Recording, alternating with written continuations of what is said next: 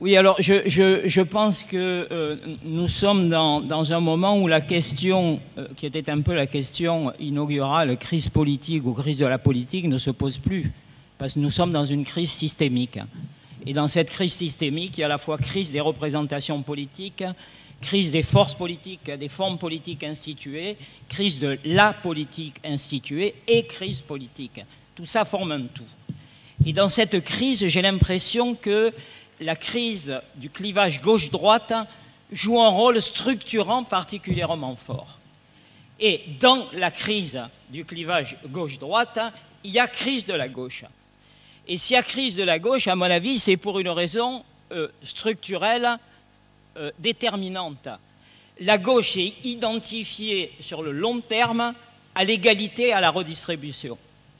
Or, l'égalité, après une phase de quelques décennies où elle s'est relativement réduite, on assiste à un retour de la polarité à toutes les échelles de territoire et un accroissement spectaculaire des inégalités.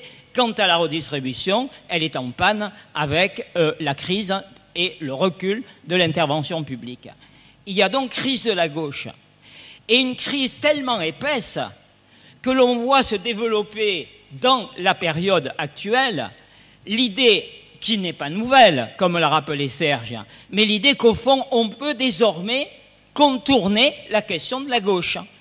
Par exemple, la formule, l'objectif aujourd'hui n'est plus de rassembler la gauche, mais de rassembler le peuple, le modèle Podemos espagnol. Je dois dire franchement que tout à la fois, je comprends cette tentation et en même temps, je ne la partage pas. Et je vais dire pourquoi.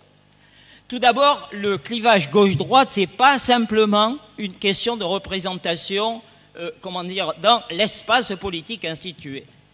Gauche-droite, ça renvoie à quelque chose de beaucoup plus profond à l'intérieur des sociétés de classe, qui est la distribution des représentations autour, en gros, de deux grandes manières de penser la dynamique sociale. D'un côté, ceux qui considèrent que l'inégalité est naturelle, ou divine même, qu'elle est donc une réalité incontournable, et que non seulement elle est incontournable, mais qu'elle n'est pas un mal, mais plutôt un bien. Parce que de la compétitivité entre les individus et donc de l'inégalité naît la créativité. Sauf que peut s'y rajouter alors l'idée que comme l'homme est un loup pour l'homme, pour éviter la jungle, il n'y a pas d'autre solution dans le cadre de cette inégalité et de cette compétition que l'ordre, l'autorité, qui permet à un moment donné d'éviter la barbarie, donc encore une fois la jungle. Première manière, j'allais dire générale, d'envisager la dynamique des sociétés.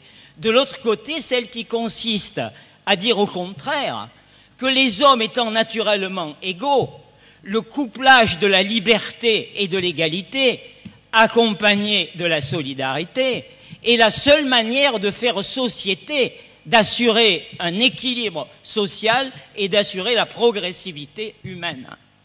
Donc d'un côté, j'allais dire, une logique qui est une logique qui associe l'inégalité, la verticalité et l'autorité.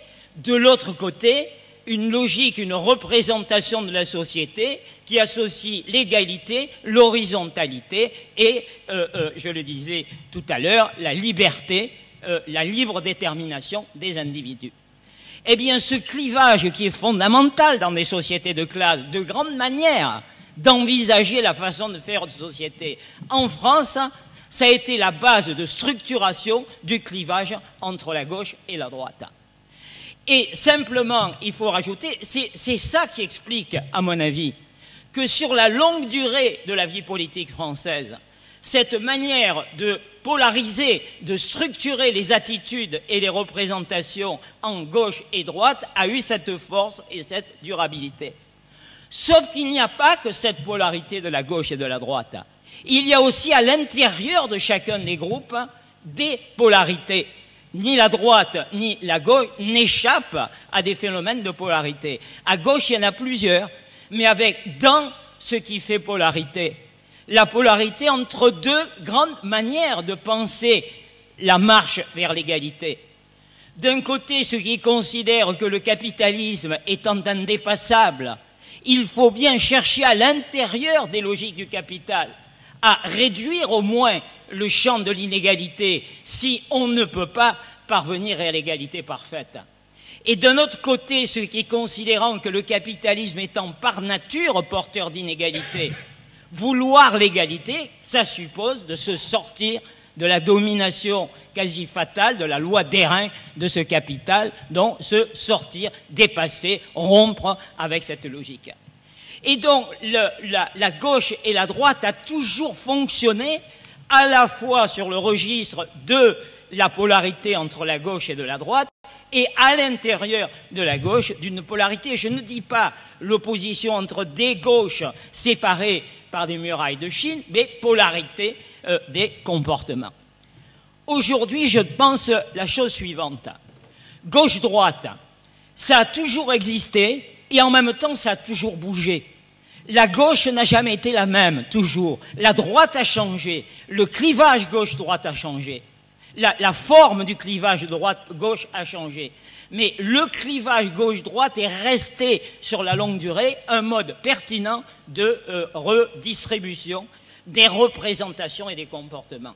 Et aujourd'hui encore, quand on regarde les études sur la gauche et la droite, ce qui est frappant, c'est qu'on peut tout à la fois dire la gauche et la droite, ça n'a pas de sens, et en même temps se classer sur l'échelle de la gauche et de la droite, ça continue de fonctionner. Et je dirais que j'ai l'impression qu'on peut dire que se dire de gauche, c'est la manière la plus large, je dis bien la plus large, sur le terrain de la politique, pour dire que l'on est du côté de l'égalité. Et donc, si l'on veut rassembler le peuple, je pense que ça n'est pas possible sans médiation politique de ce rassemblement.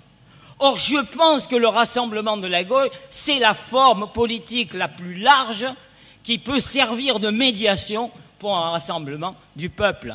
Et donc, qui veut aujourd'hui rassembler le peuple ne doit pas perdre, me semble-t-il, sur le terrain politique, la perspective du rassemblement de la gauche. Sauf que ça ne suffit pas. Et ça ne suffit pas pourquoi? Parce que si l'on veut rassembler la gauche, il y a deux types de questions à laquelle il faut répondre, deux enjeux, deux défis en quelque sorte qui sont posés.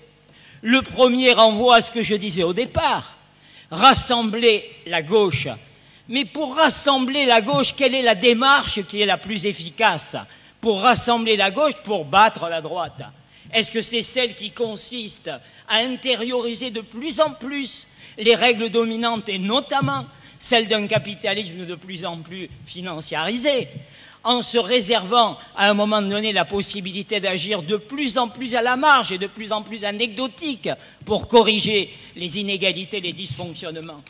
Ou bien pour rassembler à gauche, faut-il se fixer une orientation générale qui est une orientation de rupture avec les logiques dominantes, de transformation sociale, c'est-à-dire maintenir la perspective, cette fameuse république sociale qui a été toujours le ferment de dynamisation de la gauche et qui repose sur l'idée, peut-on envisager une société dans laquelle les catégories populaires ne sont pas réduites au rang subalterne, mais occupent au contraire la place centrale dans la société dans toutes ses dimensions, y compris dans sa dimension politique.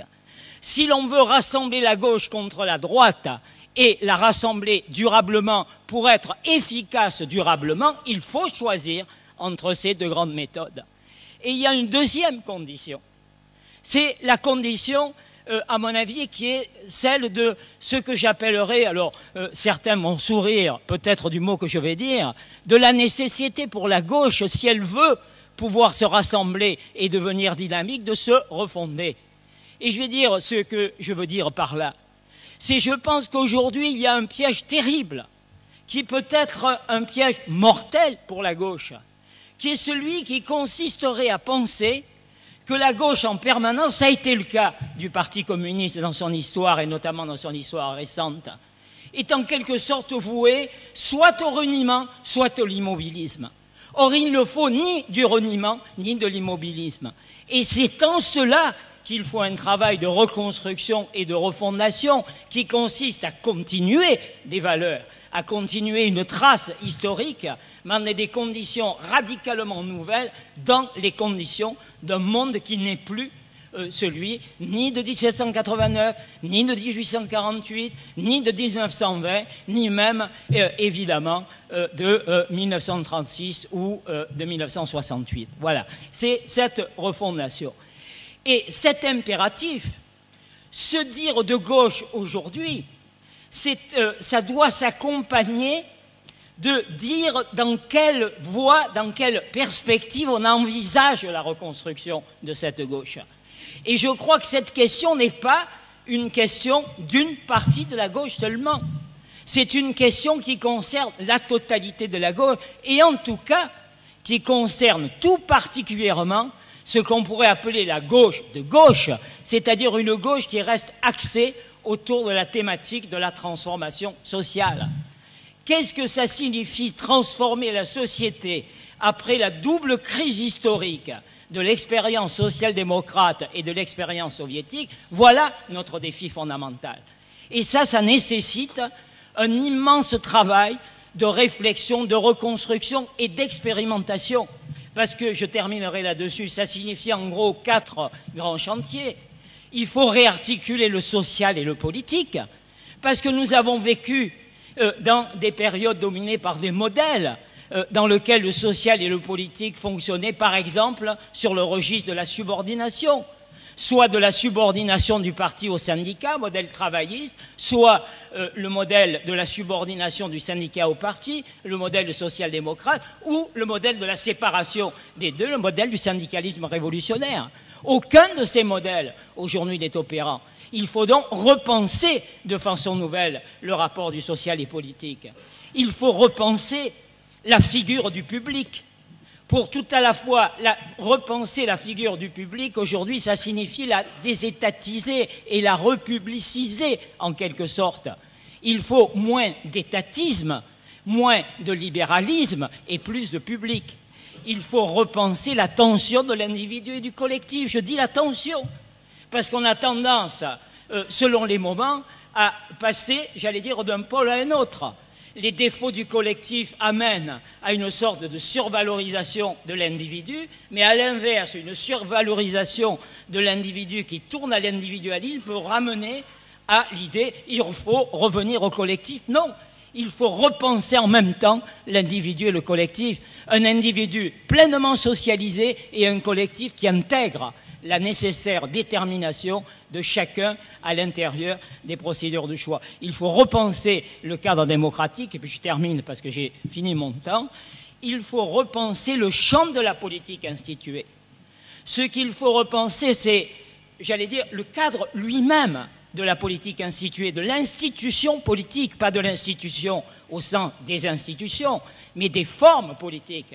La manière de penser et de construire du projet, la manière de penser les formes d'organisation, les pratiques et les formes d'organisation. Ça ne signifie pas tout jeter, tout abandonner. Penser de l'organisation, ça veut dire qu'il faut des structures, mais des structures qui se débarrassent de certains, éventuellement des défauts historiques qui ont été celles des formules politiques et notamment des partis. Ce qui m'amène, moi, souvent à dire, par exemple, il faut du parti politique, il faut de l'organisation politique et en même temps, il faut rompre avec ce qu'on appelle la forme parti, c'est-à-dire le calque hiérarchique, vertical, autoritaire, compris les partis, à partir de l'image, évidemment, hiérarchique, verticale, autoritaire, qui était celle de l'État. Pour moi, c'est cela, ce travail de refondation. Il faut se réclamer de la gauche, il faut penser le rassemblement de la gauche tout entière, mais cela suppose, j'allais dire, d'abord de trancher sur la question de savoir quelle est la grande méthode pour rassembler la gauche, et puis d'autre part, il faut s'attacher à un retravail de reconstruction qui affectera la totalité des composantes de la gauche.